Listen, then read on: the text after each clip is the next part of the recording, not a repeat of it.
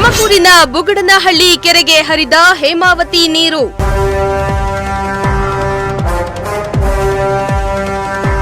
ಬುಗಡನಹಳ್ಳಿ ಕೆರೆಗೆ ಸಚಿವ ಪರಮೇಶ್ವರ್ ಭೇಟಿ ಪರಿಶೀಲನೆ.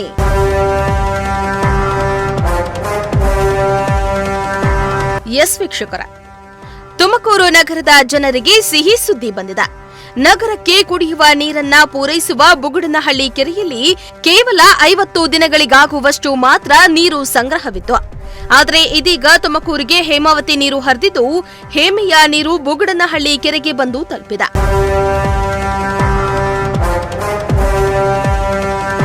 ಮೇ 23ರಂದು ಗೊರೂರು ಜಲಾಶಯದಿಂದ ಹೇಮಾವತಿ ನೀರನ್ನ ಹರಿಬಿಡಲಾಗಿತ್ತು.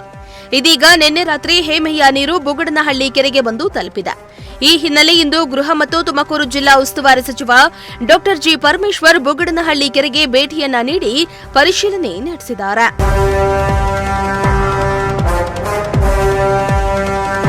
ಕೆರೆ ವೀಕ್ಷಣೆ ಬಳಿಕ ಮಾತನಾಡಿದ ಗೃಹ ಸಚಿವ ಪರಮೇಶ್ವರ್, ಹೇಮಾವತಿ ನಾಲೆಯಿಂದ ಬುಗಡನಹಳ್ಳಿ ಕೆರೆಗೆ ನೀರು ಹರಿತಾ ಇದ್ದು, ಮುಂದಿನ 8 ತಿಂಗಳ ಕಾಲ ನಗರಕ್ಕೆ ಪೂರೈಕೆ ಮಾಡಬಹುದಾಗಿದೆ ಎಂದು ತಿಳಿಸಿದರು. ನಗರದಲ್ಲಿ ಕುಡಿಯುವ ನೀರಿಗೆ ತೊಂದರೆಯಾಗಬಾರದೆಂಬ ಉದ್ದೇಶದಿಂದ ಹಾಸನದಲ್ಲಿ ಇತ್ತೀಚೆಗೆ ನಡೆದ ನೀರಾವರಿ ಸಮಿತಿ ನಿರ್ಣಯದಂತೆ ಕುಡಿಯುವ ನೀರಿನ ಉದ್ದೇಶಕ್ಕಾಗಿ ತುಮಕೂರಿಗೆ ಗೊರೂರು ಜಲಾಶಯದಿಂದ ನೀರನ್ನ ಹರಿಸಲಾಗಿದೆ. ಹೇಮಾವತಿ ಜಲಾಶಯದಿಂದ ಪ್ರತಿದಿನ 2 ಟಿಎಂಸಿ ನೀರನ್ನ ಹರಿಸಲು ನೀರಾವರಿ ಸಮಿತಿಯಲ್ಲಿ ನಿರ್ಣಯ ಕೈಗೊಳ್ಳಲಾಗಿದೆ.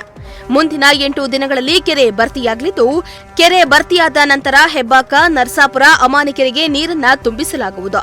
ಈ ಅವಧಿಗೂ ಮುನ್ನವೇ ಮಳೆಗಾಲ ಪ್ರಾರಂಭವಾಗಿರುವುದರಿಂದ ಜಿಲ್ಲೆಯಲ್ಲಿ ಕುಡಿಯುವ ನೀರಿಗೆ ಯಾವುದೇ ರೀತಿಯ ತೊಂದರೆಯಾಗುವುದಿಲ್ಲ ಅಂತ ವಿಶ್ವಾಸವನ್ನ ಹೊರಹಾಕಿದ್ದಾರೆ. ತುಮಕೂರಿಗೆ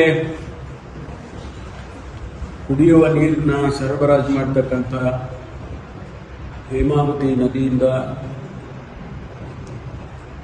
ನಮಗೆ ತುಮಕೂರಿನಲ್ಲಿ ಏನು ನಾವು ಪ್ರತಿ ವರ್ಷ ಸ್ಟಾಕ್ ಮಾಡಿಕೊಡ್ತೇವೆ, ಆ ನೀರು ಬುಗಡನಹಳ್ಳಿ ಕೆರೆಯಿಂದ ತುಮಕೂರಿಗೆ ಶುದ್ಧ ಮಾಡಿ ತುಮಕೂರಿಗೆ ನೀರನ್ನು ಕೊಡ್ತೇವೆ. ಅದು ಈ ಬಾರಿ ಇನ್ನು 45 ದಿವಸ 50 ದಿವಸದವರೆಗೂ ಮಾತ್ರ ಉಳಿದಿತ್ತು.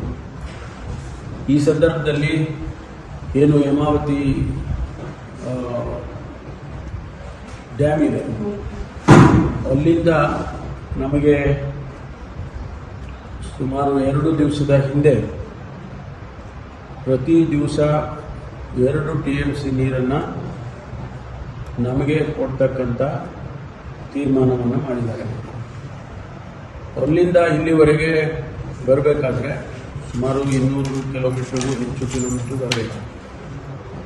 ಈಗ ಪ್ರತಿ ದಿವಸ ನಮಗೆ 1200 ಕ್ಯೂಸೆಕ್ಸ್ ನೀರು ಬುಗಡನಹಳ್ಳಿ ಕೆರೆಗೆ ತಲುಪುತ್ತೆ. ಇನ್ನು ಬಹುಶಃ 8 ದಿವಸದಲ್ಲಿ ಸಂಪೂರ್ಣವಾಗಿ ಬುಗಡನಹಳ್ಳಿ ಕೆರೆ ತುಂಬುತ್ತೆ. ಅದು ನೆಕ್ಸ್ಟ್ 6-8 ಮಂತ್ಸಿಗೆ ತುಮಕೂರಿಗೆ ನೀರನ್ನು ಕೊಡೋದಕ್ಕೆ ಸಾಕಾಗ್ತದೆ. ಇದಾದ ಮೇಲೆ, ಅದು ತುಂಬಿದ ಮೇಲೆ ನಾವು ಹೆಬ್ಬಾಕ ಕೆರೆ, ನರಸಾಪುರದ ಕೆರೆ ಮತ್ತು ನಮ್ಮ ಅಮಾನಿಕೆರೆ, ತುಮಕೂರಿನ ಅಮಾನಿಕೆರೆ, ಈ ಕೆರೆಗಳಿಗೂ ಕೂಡ ನೀರನ್ನು ತುಂಬಿಸ್ಕೊಳ್ಳೋದಕ್ಕೆ ಪ್ರಯತ್ನ ಮಾಡ್ತೇವೆ. ಈಗಾಗಲೇ ನಮ್ಮ ಹಾಸನದಲ್ಲಿ ಏನು ಸಭೆ ಮಾಡ್ತಾರೆ ನೀರಾವರಿ ಸಮಿತಿಯವರಿಗೆ, ಅವರು ಈಗ ನಮಗೆ 10-12 ದಿವಸ ಕೊಡೋದಕ್ಕೆ ತೀರ್ಮಾನ ಮಾಡಿದ್ದಾರೆ. ಈ ವರ್ಷ ಈಗಾಗಲೇ ಮುಂಗಾರು ಪ್ರಾರಂಭ ಆಗಿದೆ, ಮುಂಚಿತವಾಗಿ ಪ್ರಾರಂಭ ಆಗಿದೆ. ಬಹುಶಃ ಯಾವುದೇ ರೀತಿಯಲ್ಲಿ ಇಡೀ ಜಿಲ್ಲೆಯಲ್ಲಿ, ಈ ರಾಜ್ಯದಲ್ಲೇ ಆಗ್ಬೋದು, ನೀರು ಕುಡಿಯುವ ನೀರಿಗೆ ಯಾವುದೇ ರೀತಿ ತೊಂದರೆ ಆಗಲಿಕ್ಕಿಲ್ಲ. ತುಮಕೂರು ಜಿಲ್ಲೆಯಲ್ಲೂ ಕೂಡ ಜಿಲ್ಲಾಡಳಿತ ಈಗಾಗಲೇ ಸಭೆಗಳನ್ನು ಮಾಡಿ ಇಡೀ ಜಿಲ್ಲೆಯಲ್ಲಿ ಯಾವುದೇ ಊರಲ್ಲಿ, ಯಾವುದೇ ಹಳ್ಳಿಗಳಲ್ಲಿ ಕುಡಿಯೋ ನೀರಿಗೆ ತೊಂದರೆ ಆಗಬಾರ್ದು ಅಂತೇಳಿ ಒಂದು ನೀಲಿ ನಕ್ಷೆಯನ್ನು ಅವರು ತಯಾರು ಮಾಡಿಕೊಂಡಿದ್ದಾರೆ.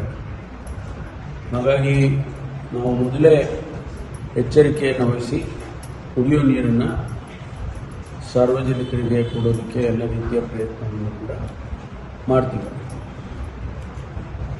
ಎರಡನೇದು, ನಮ್ಮಲ್ಲಿ ಜಿಲ್ಲಾ ಹೆಡ್ ಕ್ವಾರ್ಟರ್ಸಲ್ಲಿ ಒಂದು ಮತ್ಸ್ಯಾಗಾರ ಮೀನನ್ನು ಸಾಕುವಂಥದ್ದು ಮತ್ತು ವಿಧ ವಿಧವಾದಂಥ ಮೀನುಗಳನ್ನು ಒಂದು ಎಕ್ಸಿಬಿಷನ್ ಮಾದರಿ ವಿಶೇಷವಾಗಿ ಶಾಲಾ ಮಕ್ಕಳಿಗೆ ತೋರಿಸೋದಕ್ಕೆ, ಅವರಿಗೆ ಅಭ್ಯಾಸ ಮಾಡೋದಕ್ಕೆ ಒಂದು ಮತ್ಸ್ಯಾಗಾರವನ್ನು ಕೂಡ ಸುಮಾರು 35 ಲಕ್ಷ ಹಣ ಖರ್ಚು ಮಾಡಿ ಅದನ್ನು ಕೂಡ ಮಾಡ್ತಾ ಇದ್ದೇವೆ. ಸದ್ಯದಲ್ಲೇ ಅದನ್ನು ಉದ್ಘಾಟನೆ ಮಾಡ್ತಿರೋದು. ಈ ವೇಳೆ ಜಿಲ್ಲಾಧಿಕಾರಿ ಶುಭ ಕಲ್ಯಾಣ್, ಜಿಲ್ಲಾ ಪಂಚಾಯಿತಿ ಸಿಇಒ ಜಿ ಪ್ರಭು, ಜಿಲ್ಲಾ ಪೊಲೀಸ್ ವರಿಷ್ಠಾಧಿಕಾರಿ ಅಶೋಕ್ ವೆಂಕಟ, ಮಹಾನಗರ ಪಾಲಿಕೆಯ ಆಯುಕ್ತೆ ಬಿವಿ ಅಶ್ವಿಜಾ ಹಾಜರಿದ್ದರು. Bureau report, Prajashakti TV.